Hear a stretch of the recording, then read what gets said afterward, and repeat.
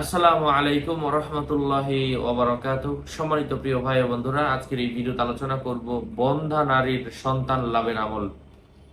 কোরআনের আয়াত দিয়ে যেই নারীদের কোনোভাবেই সন্তান হচ্ছে না, তারা যদি আল্লাহর কোরআনের আয়াতের উপর বিশ্বাস রেখে আমল করেন এবং আল্লাহ পাক তাদের উপর খুশি হয়ে সন্তান দান করতে পারেন। যদি কেউ আল্লাহর আয়াতের উপর বিশ্বাস রাখে, আল্লাহ পাকের জন্য অসম্ভব কিছুই না। সম্মানিত প্রিয় ভাই ও বন্ধুরা, কথা দীর্ঘায়িত না করে সেই আমলটা আমি আপনাদের সাথে শেয়ার করছি। সাথে আছে আমি মুফতি জুবায়ের বিন ইমাম। আলোচনা বুঝতে সাথেই থাকবেন। এখনো যারা চ্যানেলটি সাবস্ক্রাইব করেননি, সাবস্ক্রাইব করতে ভুলবেন না। প্রত্যেক ভিডিওতেই বলি, ভেরিফাই চ্যানেলের ডেসক্রিপশন বক্সে ক্লিক করলে পেজ এবং আইডি লিংক আসবে। এর বাহিরে আলাদা অন্য কোনো পেজ নেই, আইডি নেই, ইমো নেই, হোয়াটসঅ্যাপ নেই, টিকটক নেই। নাম ছবি দেখে বিভ্রান্ত হওয়া যাবে না। প্রত্যেক ভিডিও আলাদা আমি সাবধান করি, সতর্ক করি। ভাই ও বন্ধুরা,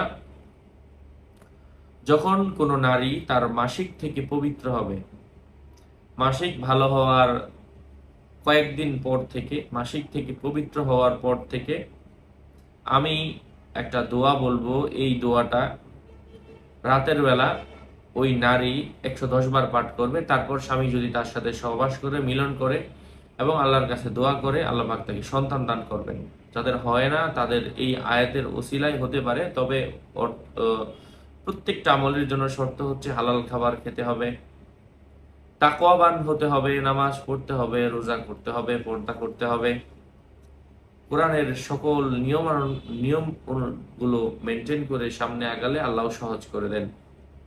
সেই আয়াতটা, সেই দোয়াটা হচ্ছে ইয়া কাদিরু ইয়া জাল আরশিল কারীম ওয়াল মালিকিল কদিম ইয়া আল্লাহু ইয়া রহমানু ইয়া রহিমু ইয়া সাত্তারু ইয়া গফফার ইয়া আহাদু ইয়া মুহাম্মাদু সাল্লাল্লাহু আলা খাইরি খালকিহি মুহাম্মাদি ওয়া আলিহি আজমাইন। এই দোয়াটা আল্লাহ পাকের কিছু গুণগান বর্ণনা করা হয়েছে এবং রাসূল পাক সাল্লাল্লাহু আলাইহি ওয়াসাল্লামের নামে দরুদ পাঠ করা হয়েছে। আশা করছি উপকৃত হয়েছেন। আরো আপডেট পেতে সাথেই থাকবেন। সকলের মঙ্গল, সুস্বাস্থ্য, দীর্ঘায়ু কামনা করে এখানেই শেষ করছি। ওয়াসসালামু আলাইকুম ওয়া রাহমাতুল্লাহি ওয়া বারাকাতুহু।